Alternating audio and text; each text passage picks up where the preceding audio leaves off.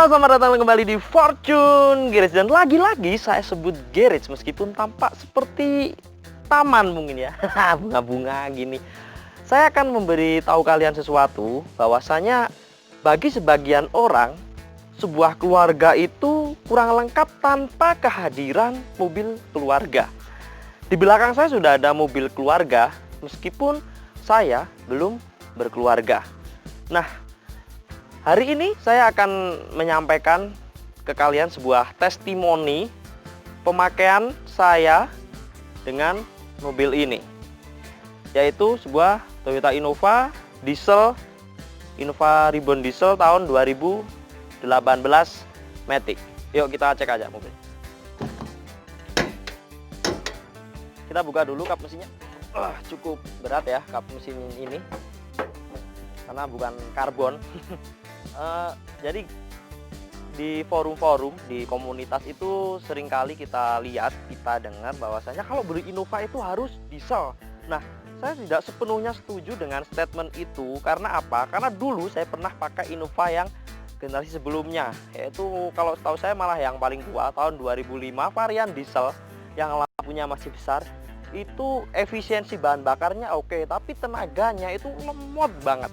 Bahkan kalau diukur 1 sampai 100 berapa detik itu nggak tahu, itu banyak detik pokoknya ya.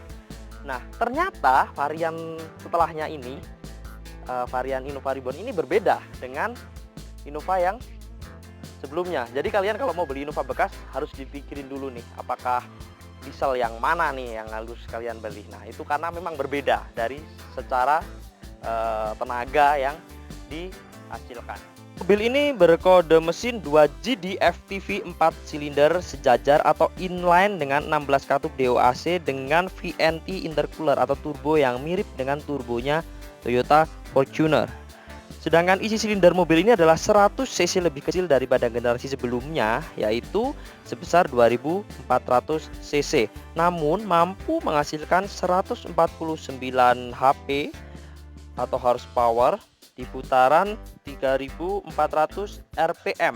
Bahkan tenaganya diklaim mampu lebih besar 10 horsepower dibanding dengan varian bensin 2000 cc. Nah, setelah kita bahas mesin, kali ini kita akan bahas dari luar-luar dari mobil ini.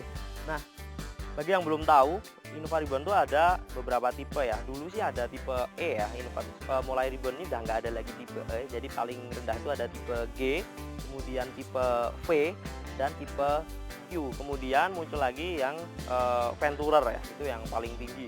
Nah, ini adalah tipe G, ditandai dengan lampu yang biasa, belum warna putih ya, masih halogen biasa. Kemudian kita lanjut. Untuk yang tipe G ini dibekali dengan velg ukuran 16 inci dengan profil bannya itu 205/65 ya.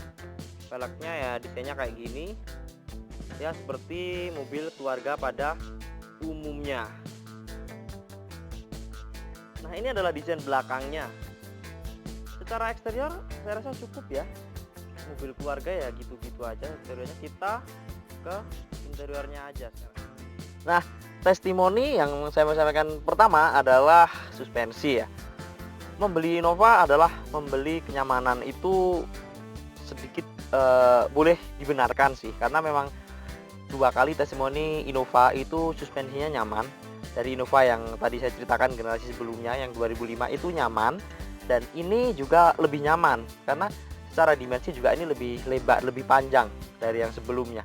Bahkan suspensi Innova itu lebih nyaman dibanding dengan Fortuner, karena saya juga pernah pakai Fortuner itu justru suspensinya agak kurang nyaman karena mungkin dia karakternya Jeep ya, jadi lebih keras gitu loh bandingannya. Nah, kalau ini tuh lebih soft, lunak gitu, jadi ya cocok lah buat mobil keluarga. Testimoni selanjutnya adalah cup holder yang di sini ini. Saya memang sudah saya buktikan merasakan fungsinya dengan baik ya. Maksudnya kalau kita naruh minuman itu memang enak, kesorot AC dari atas jadi bisa dingin. Dan lagi testimoni itu dari sini. Di sini tuh ada laci penyimpanan Tapi ini apa, di sini ada kisi-kisi AC, jadi bisa kayak kulkas. Ini juga sudah saya buktikan itu lumayan mendinginkan minuman meskipun tidak sedingin di freezer tentu saja. Dan langsung aja kita ke bagian informasi-informasi yang di sini ya. Kita ke konsumsi bahan bakar testimoni. Kalau review lengkapnya kalian bisa cek di YouTube, banyak sekali ya review, karena ini kan mobil udah dari 2016. Kita ke ini aja, lebih ke testimoni. Ini rata-rata konsumsi bahan bakar tuh 12,9 liter per 100 km, juga boros sih 7 sekian ya. Tapi ini kan berubah-ubah, biasanya tuh seringnya 10,11, jadi 1 liternya itu untuk 9 km sih. Nggak irit-irit banget sih ya, lumayan, karena mungkin ini yang varian Matic ya. Tampilannya ada ini ya, karena kalau yang tipe V ke atas tuh lebih lengkap lagi. Oke, kemudian kita ke testimoni AC. Testimoni AC dari Toyota. Untuk AC-nya itu, kalau Toyota itu saya sudah meneliti, ibaratnya beberapa mobil itu saya senang dengan AC Toyota karena dinginnya itu kerasa gitu loh. Jadi kalian itu nggak harus, AC itu nggak harus ditempelin ke muka kalian, itu nggak harus ngadep ke muka tuh, tapi dinginnya kerasa. Pertama, AC itu terbukti pengaruh dengan cc mobil. Semakin cc-nya besar tuh AC-nya biasanya semakin dingin, karena cc yang kecil-kecil kayak LCGC itu AC-nya nggak terlalu dingin kalau nggak dipasang di muka. Nah, kalau head unit itu, ini testimoninya touchscreen-nya itu nggak seenak Android, jadi masih kayak agak nge-lag dikit-dikit gitu. Nah, tapi ini ada fitur, belum ada fitur Apple CarPlay, tapi udah ada fitur Bluetooth. Jadi kalian bisa koneksiin Android kalian ke sini buat play Spotify misalnya, tapi nextnya bisa dari sini ya kan. Kemudian bisa juga kalian angkat telepon, dan bisa juga voice command misalnya di sini kan. Nah, ini kemudian DVD. Nah, ini akan DVD, coba kita matikan aja. Oh ya, untuk AC itu belum dual zone ya, tapi udah dingin tadi saya sampaikan. Nah, ini juga testimoni yang berfungsi banget. Ada Eco Mode, ada Power Mode. Nah, ketika Eco Mode itu RPM-nya tuh nggak mau tinggi, jadi memang agak lemot tarikannya, tapi terbukti lebih irit bahan bakar. Dan yang Power Mode ini memang kenceng banget, serius. Jadi mungkin karena ditunjang dengan bodi yang terlalu besar ya kalau Innova itu. Kalau andainya bodinya nggak sebesar ini tuh mungkin tenaganya bakal terasa banget. Ini aja terasa, jadi kayak RPM-nya tuh tinggi, terus tarikannya tuh ada terus gitu. Nah, padahal ini diesel gitu loh. Diesel kan memang harusnya lebih lemot memang daripada yang bensin. Nah, kemudian saya akan bahas di transmisi ya.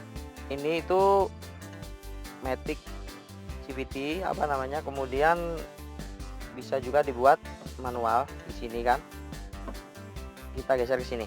Nah, ini manualnya dengan simulasinya 6 percepatan, mirip kayak apa ya, gearbox sequential ya, yang kalau nambah maju ngurangin mundur gini doang. Cuman karena ini aslinya Matic, jadinya tuh agak-agak ada nge-lag-nya gitu. Saya nggak tahu kalau mobil sport itu nge-lag apa enggak, saya nggak tahu, belum pernah nyoba. Tapi ini ya lumayan lah buat kayak kalau kalian mau kayak manual gitu bisa. Cuman ngapain gitu kan, mending Matic aja sih sebenarnya. Nah, saya sekarang ada di baris kedua. Baris kedua secara kenyamanan tentu saja jauh dia dibandingkan dengan Toyota Alphard ya, karena memang beda kelas. Meskipun Alphard itu yang generasi 2 yang tahun 2009, coba kalian cek tuh harganya itu hampir mirip-mirip sama Innova. Coba kalian bisa cek di situs jual beli. Nah, tentu saja saya milih Alphard sebenarnya. Cuman kan karena mobil keluarga jadi harus persetujuan keluarga ya. Nah, karena mungkin Alphard itu kelemahannya di konsumsi BBM yang lebih boros ya, karena dia bensin, nggak ada varian diesel. Oke, malah bahas Alphard, bahas ini aja ya. Baris kedua itu gini-gini aja, jok 4060. Yang mau saya sampaikan apa ya, kalau kelegaan baris kedua itu termasuk lega. Dan kalau AC ada 2 di sini. Justru kenyamanan saya itu ada di baris ketiga, aneh kan? Nah, itu akal-akalan saya aja sih, tapi saya merasa nyaman kalau pas pergi jauh. Ini coba kita tunjukkan ini. Nah, sekarang saya di baris ketiga. Ini adalah akal-akalan saya ya, dan saya kasih tips buat kalian yang pakai Innova. Jadi kalau saya bepergian dengan jumlah orang itu hanya maksimal 4 orang dan saya nggak nyetir, saya justru duduk di baris ketiga. Dengan catatan baris kedua saya matikan. Nih saya tutup ya. Kemudian baris ketiga joknya saya reclining. Nah kayak gini, jadi saya bisa rebahan. Kemudian saya pakai seat belt seperti ini. Dan yang terakhir saya menaikkan kaki saya di sini. Jadi saya bisa benar-benar rebahan gitu. Jadi ini bukan Alphard, tapi sebenarnya kalau kita kreatif kita bisa memaksimalkan kenyamanan dari mobil ini. Dan setelah bisa rebahan, kalian juga akan difasilitasi dengan 2 kisi-kisi AC. Jadi penumpang baris ketiga tidak perlu berebut dalam mengatur AC. Kemudian selain itu di sini juga masih ada lagi cup holder. Nah, ini yang dilengkapi dengan AC juga. Jadi minuman kalian bisa dingin di sini. Plus di sini tempat untuk naruh smartphone kalian.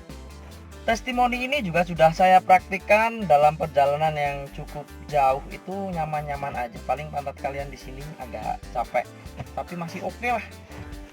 Kalian bisa selonjoran gitu loh. Saya rasa itu yang saya mau bahas. Ada sedikit tips buat kalian yang mungkin mau sedang cari mobil baik baru atau bekas, khususnya bekas. Jika kalian ingin membeli Innova bekas, itu pertimbangannya malah langsung justru sama dengan Alphard yang bekas, karena sama-sama bekas kan, generasi 2. Jadi kalian sekali lagi bisa cek Alphard yang tahun 2009-2010 dengan ini tahun 2018-2019 itu harganya hampir sama. Kalau saya sendiri disuruh milih, tentu saja saya milih Alphard. Tapi ya pertimbangannya kan karena mungkin Alphard tuh nggak ada yang diesel, jadi tapi kan lebih sultan gitu. Itu testimoni saya terhadap Innova ya. Apalagi ya, udah sih itu aja, dan semoga video ini bermanfaat bagi kalian semua. Sampai jumpa di video selanjutnya. Bye bye, saya mau tidur.